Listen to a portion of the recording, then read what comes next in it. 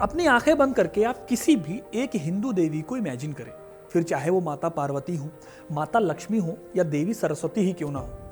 इन सब की जो भी इमेज आपके मन में आती है, सुंदर साड़ी पहने और शानदार आभूषणों से सजी हुई भगवान विष्णु के पैर दबाते हुए माता लक्ष्मी या फिर वीणा वादन करने वाली देवी सरस्वती, इन सभी देवियों में एक बात कॉमन है जो बहुत कम लोग जानते हैं। जिस रूप में आज भारत की जनता इन सभी देवियों को पूजती है, वो रूप देने का काम एक ही आर्टिस्ट ने किया। ये वो आर्टिस्ट थे जिनका नाम बहुत कम लोग जानते हैं, लेकिन उनकी बनाई पेंटिंग्स की बदौलत ही आज घर घर में हिंदू देवी देवताओं की पेंटिंग्स मिलती हैं, क्योंकि इसी आर्टिस्ट ने सबसे पहले इस देश में हिंदू देवी देवताओं की मूर्तियों को रियलिस्टिक पेंटिंग का रूप देना शुरू किया था। इनका नाम था राजा रवि वर्मा। रवि वर्मा की आर्ट ने Indian literature, music, movies, advertisement और कपड़ों से लेकर भारत की सबसे ज्यादा बिकने वाली कॉमिक बुक सीरीज अमर चित्र कथा कॉमिक्स पर भी अपना असर डाला था। उन्होंने राजा महाराजाओं के भी चित्र बनाए और साथ ही साथ हिंदू पौराणिक कथाओं के देवी देवताओं को भी चित्र में खींचा। आज कैलेंडर पर छपने वाले हिंदू देवी देवताओं की फोटोज उन्हीं की देन है। उनकी पेंटिंग्स की कीमत लाखों डॉलर में हुआ करती थी। अपने पूरे जीवन में उन्होंने 2000 से भी ज्यादा पेंटिंग बनाई।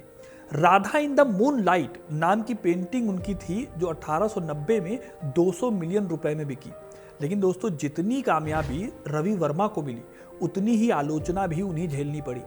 उनके अच्छे कामों के लिए उन्हें कई बार क्रिटिसाइज किया गया। आप शायद यकीन ना करें, लेकिन 19वीं सदी में जो देवी देवताओं का चित्रण राजा रवि वर्मा ने किया, वही आज भी चला रहा है। उनके बनाए चित्र ही आज हिंदू देवी देवताओं की पहचान बने हुए हैं। विक्टोरियन शैली में बनाई उनकी पेंटिंग्स में सांवले रंग के भगवान विष्णु और कृष्ण के लिए नीला रंग इस्तेमाल किया गया। आज सांवले माने जाने वाले कृष्ण के नीले रंग से हम इतने कंफर्टेबल हो गए हैं कि कैलेंडर, पौराणिक सीरियल और मॉडर्न पेंटिंग्स में भी कृष्ण को हम नीले रंग से ही रिलेट करते हैं। उनकी इन खासियतों की वजह से राजा रवि वर्मा के इतने महान काम के बावजूद उनकी आलोचना होती है। असल में उनके ऊपर आरोप ये लगता है कि उन्होंने देवियों की छवि को लिमिटेड कर दिया।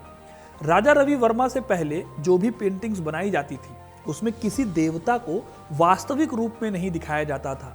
यानी कि उन पेंटिंग से व्यक्ति अपनी सहजता के हिसाब से अपने ईश्वर को खुद इमेजिन कर सकता था।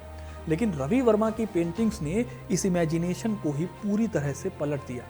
आज भी किसी देवी देवता की जो शक्ल, जो फेस आप इमेजिन करते हैं, जो फेस आप सोचते हैं, वो कहीं ना कहीं राजा रवि वर्मा की पेंटिंग से प्रभावित है।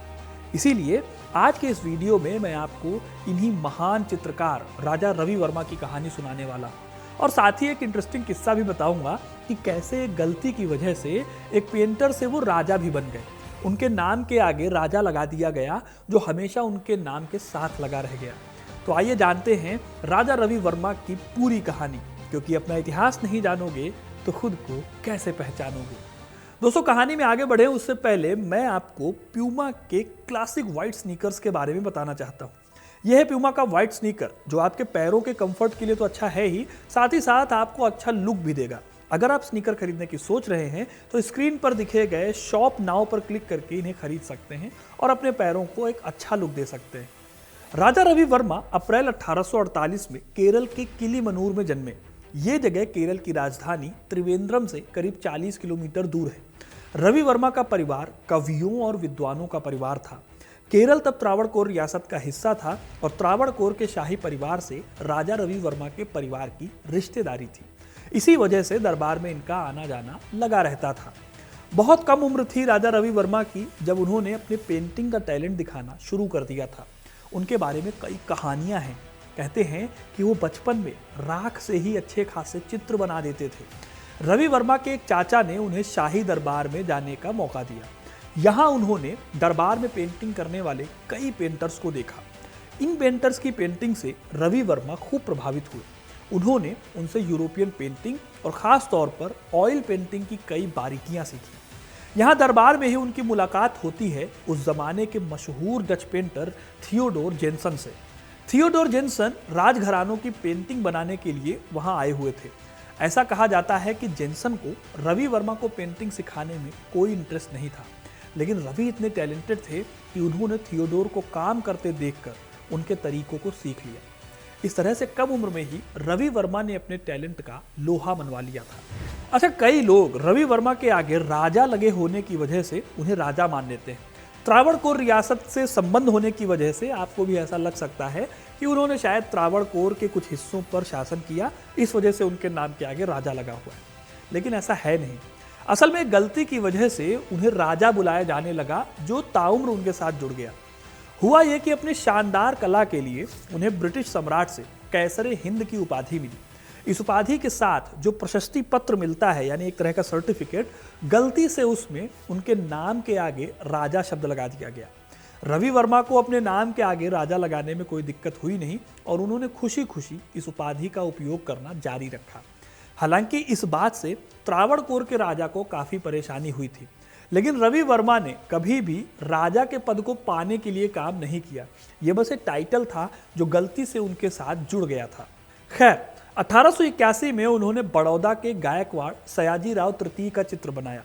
रवि वर्मा को चित्र बनाने में कोई दिक्कत ना आए, इसके लिए वहां पर एक खास स्टूडियो भी बनवाया गया था।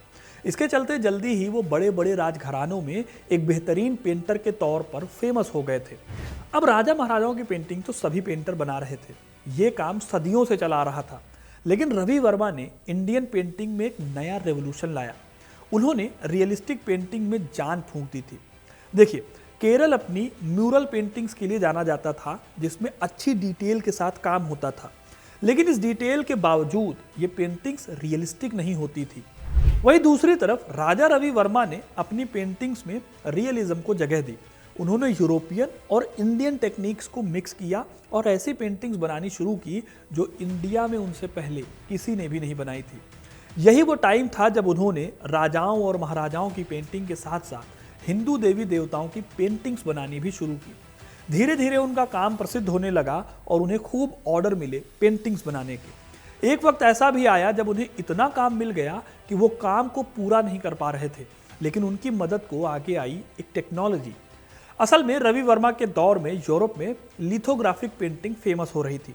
इस पेंटिंग में मेटल प्लेट्स का इस्तेमाल होता था, जिससे पेंटिंग्स के रेप्लिका बनाए जा सकते थे। माने जैसे आज के टाइम पे फोटोकॉपी होती है, ठीक वैसे ही। रवि वर्मा ने अपने छोटे भाई के साथ मिलकर बॉम्बे में अपना खुद का लिथोग्राफिक प्रेस खोला। इससे रवि वर्मा का काम जो है वो आसान हो गया। उन्हें अलग से एक एक पेंटिंग नहीं बनानी पड़ती थी। इस प्रेस ने बड़े पैमाने पर महाभारत, रामायण और पुराण जैसे महाकाव्यों और धार्मिक ग्रंथों से देवी देवताओं के चित्र बनाए। इसने माचिस के डब्बे के लेबल से लेकर पोस्ट कार्ड, कपड़े का लेबल और विज्ञापन भी छापे। उनकी प्रेस से एक अच्छा काम यह हुआ कि घर घर में देवी देवताओं की पेंटिंग पहुंचने लगी। यह हिंदुस्तान में इस तरह का पहला काम था। इस तरह से जाति और धर्म के छुआछूत की वजह से मंदिरों में जो लोग नहीं जा सकते थे, वो भी अपने पास भगवान को रख सकते थे। इस काम ने न सिर्फ रवि वर्मा को प्रसिद्ध बनाया, बल्कि लोकमान्य तिलक और स्वामी विवेकानंद जैसे बड़े तमाम नेता उनके स्टूडियो में आते जाते रहते थे। उनकी देवी देवताओं की पेंटिंग इतनी रियल होती थी कि देखते ही लगता था कि शायद कोई सजीव देवता या देवी खड़ी है। जल्दी ही उन्हें समझ में भी आ गया कि सबसे ज़्यादा डिमांड देवी देवताओं की पेंटिंग्स की है, इसलिए उन्होंने इस काम को और भी ज़्यादा आगे बढ़ाया। साथ ही उन्होंने कुछ कम प्रसिद्ध कलाकारों को नौकरी पर भी रखा, जो उनके लिए पेंटिंग्स बनाते थे। ये पेंटर्स रवि वर्मा की शैली में देवताओं की तस्वीरें बनाने के लिए काम पर रखे जाते थे। कई लोगों ने राजा रवि वर्मा को इस बात के लिए क्रिटिसाइज किया कि रवि वर्मा की पेंटिंग्स ने भक्ति करने वालों की इमेजिनेशन को ही पूरी तरह से रोक दिया। आज भी किसी देवी देवता की शक्ल जो आप इमेजिन करते हैं, जो फेस आप सोचते हैं, वो कहीं ना कहीं राजा रवि वर्मा की पेंटिंग से ही प्रभावित है। इसके अलावा रवि वर्मा का बेहद बड़ा क्रिटिसिज्म इस बात पर भी आया कि उन्होंने महिलाओं की कामुक पेंटिंग्स बनाई। कई लोगों का मानना है कि रवि की सिर्फ वही पेंटिंग्स बिकती हैं जिनमें धार्मिक चित्र होते हैं। रवि वर्मा के टैलेंट से ज़्यादा धर्म के कारण उनके चित्र पसंद किए जाते हैं। इन सबसे ज़्यादा विवाद रवि वर्मा की पेंटिंग्स ने खड़ा किया। उन्होंने उर्वशी और मेनका जैसी अप्सराओं के साथ साथ इंद्र की पत्नी शची से जुड़ी उन पौराणिक कहानियों को पेंट किया जिनमें नग्नता आती है। उन्होंने मत्स्य गंधा नाम की एक पेंटिंग बनाई जिसे बहुत विवाद झेलना पड़ा। यही वजह है कि उनसे नाराज कई धार्मिक रूढ़िवादी लोगों ने उनकी प्रेस को जला दिया, जिसके बाद मजबूरी में उन्हें इस प्रेस को बंद भी करना पड़ा। आर्ट हिस्टोरियन रतिन परमू ने एक रिसर्च पेपर में लिखा कि पॉपुलर आर्ट में अश्लीलता के लिए रवि वर्मा ही जिम्मेदार थे। अब दोस्तों, इस तरह की आलोचनाएं भले ही रवि वर्मा की होती हों, लेकिन फैक्ट तो ये है कि रवि वर्मा ने आर्ट के डिस्ट्रीब्यूशन को इंडिया में आसान बनाया। कई हिंदू घरों में रवि वर्मा की देवी देवताओं की तस्वीरें देखना नई बात नहीं है। उन्होंने कई पेंटर्स को इस क्षेत्र में आगे बढ़ने के लिए प्रेरणा भी दी। रवि वर्मा के आने के बाद समकालीन भारतीय कला कभी भी वैसी नहीं रही जैसे पहले रहा करती थी। उनके कंट्रीब्यूशन ने इंडियन आर्ट वर्क के क्षेत्र को बदल कर रख दिया था। तो दोस्तों, ये थी कहानी राजा रवि वर्मा की। आपको ये कहानी कैसी लगी कमेंट करके ज़रूर बताइएगा। वीडियो को लाइक और शेयर करना ना भूलें और ऐसी इंटरेस्टिंग कहानियों के लिए, इतिहास से जुड़े रहने के लिए हिस्ट्री कनेक्ट को सब्सक्राइब ज़रूर करें। धन्यवाद।